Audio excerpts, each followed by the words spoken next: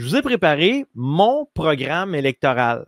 Le programme électoral du Parti rose. On va l'appeler comme ça, le Parti rose. Puis là, je le dis encore pour les paranoïaques, parce qu'il y en a des paranoïaques, des fois, dans les commentaires, qui écoutent après du monde qu'on ne connaît pas, qu'on n'a jamais vu leur nom nulle part, qui disent je savais que c'est un franc-maçon, il se part un parti politique. C'est un programme fictif. Tout ce que je vais dire dans ce segment-là, ça n'arrivera jamais. OK? Vous me direz à la fin si vous votez pour Gilbert Mauve ou si vous voulez rester avec Paul Saint-Pierre Plamondon. Vous avez le droit aussi. J'ai des affaires intéressantes, des affaires qui n'ont jamais été proposées par aucun parti. C'est refreshing parce qu'on entend tout le temps les mêmes affaires. Climat, c'est tout le temps les mêmes crises d'affaires qu'on entend et dont on se calisse éperdument. Écoutez bien ça. Mon premier point. Pour plus de transparence, à chaque semaine, je ferai un point de presse ou j'engagerai quelqu'un qui ferait un point de presse à ma place pour dire où les dépenses et les fonds publics ont été et où est-ce qu'on en est rendu avec le budget pour éviter tout déficit.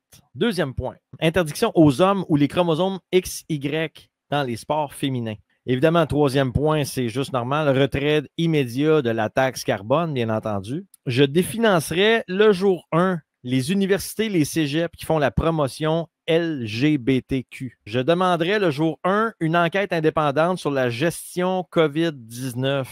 Dans l'enquête que je ferai faire, il y aurait une investigation spéciale en parallèle sur les décisions rendues par l'Université Laval dans le dossier du professeur Patrick Provost, l'Ordre des infirmières du Québec, dans le dossier de Sébastien Cormier.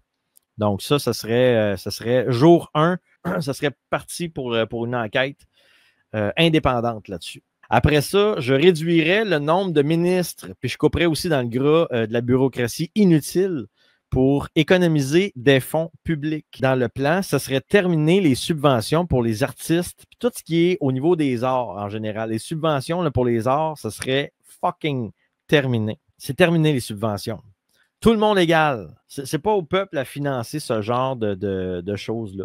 Pour financer les arts, pour financer la propagande, pour financer les humoristes, les chanteurs. Tu sais, si Belle Rose est capable de le faire, on va s'entendre qu'ils sont tous capables de le faire, incluant Laurent Paquin.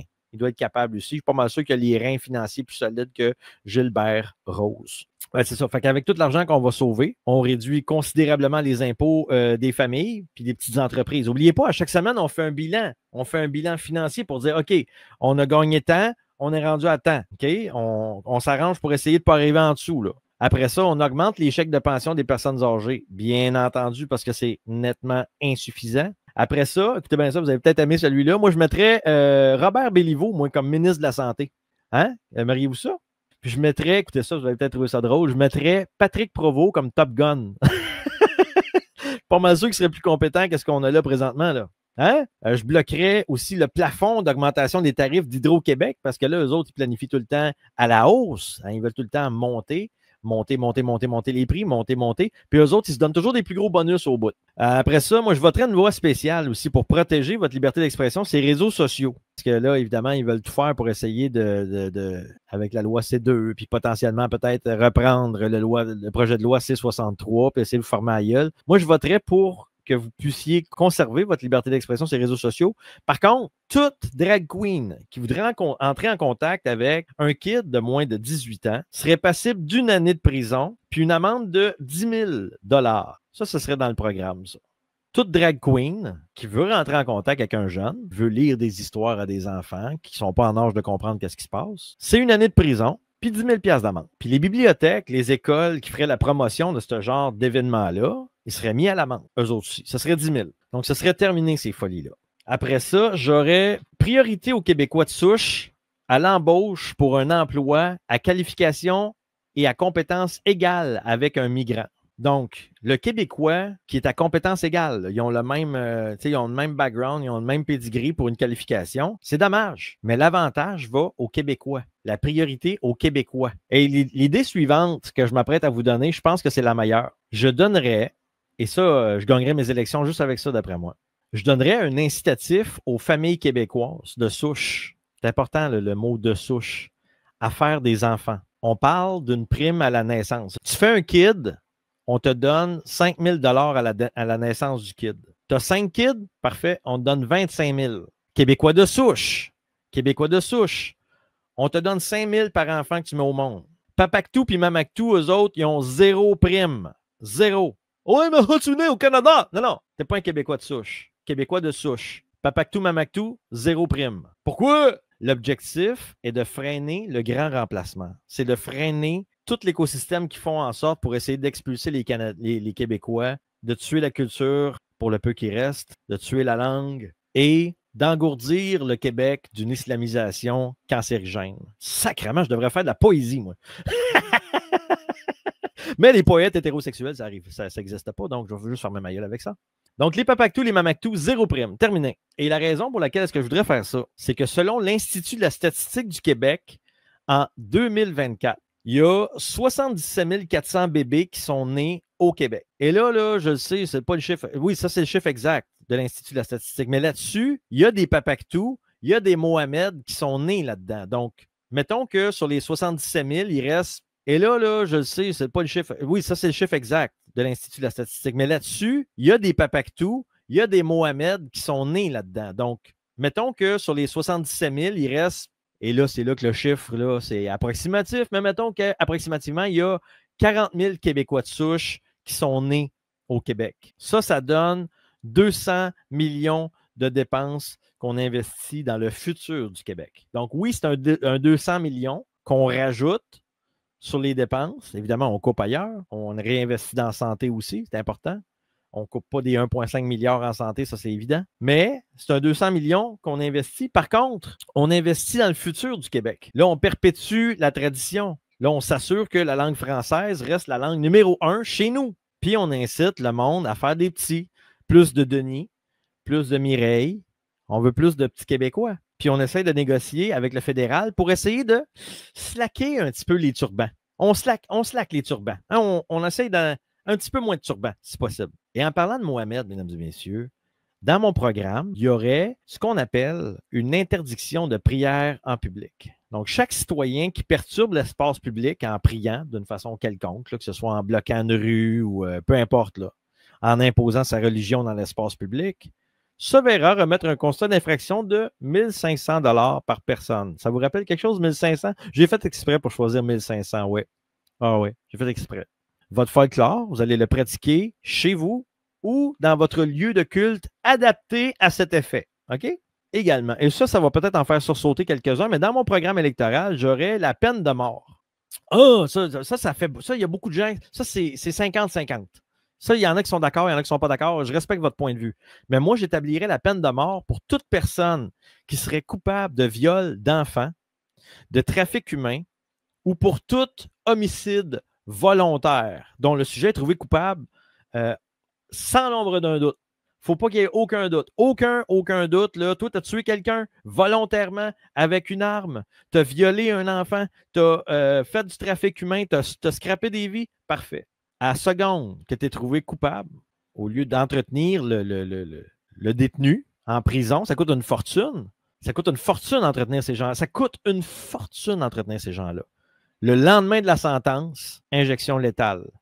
Le lendemain de la sentence. C'est terminé, mesdames et messieurs. Terminé. Ça, je vous garantis que direct en partant, ça diminuerait le nombre de monde qui tue du monde gratuitement. Ça diminuerait le nombre de viols.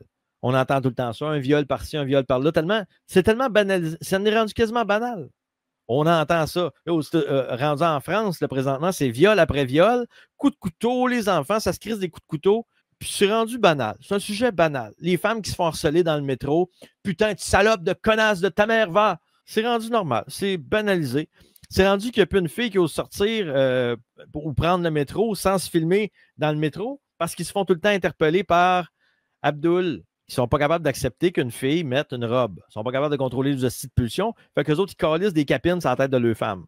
Puis là, eux autres, ils fuient chez eux, puis ils viennent chez nous pour nous imposer la même crise d'affaires. Donc, moi, je vous dis, peine de mort, ça diminuerait le nombre de meurtres, le nombre de viols, puis ceux-là qui font du trafic humain, ils repenseraient peut-être à 2 fois. Aussi, je réduirais le pouvoir de la DPJ, si je le peux. Évidemment, je ne sais pas si le premier ministre a du pouvoir là-dessus, mais bref, dans un monde de licorne, moi, je diminuerais le pouvoir de la DPJ.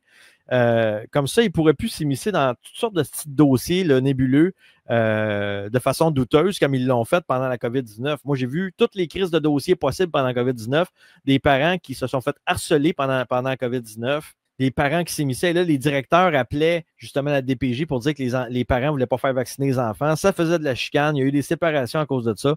Et ça fout la marde dans une société qui est déjà suffisamment divisée.